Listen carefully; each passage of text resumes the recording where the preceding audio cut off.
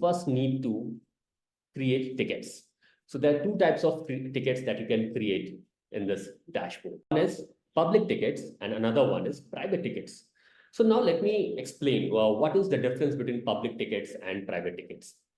The public tickets will be available for anyone to pick from the website itself. So it is publicly available, as I said. So we have public ticket, delegate pass. So if I go to the attendee view, I click on register, I can see delegate passes already available for the public to purchase, right? But at the same time, I can see that this private ticket RSVP for VIPs is not available on the event landing page or on the registration.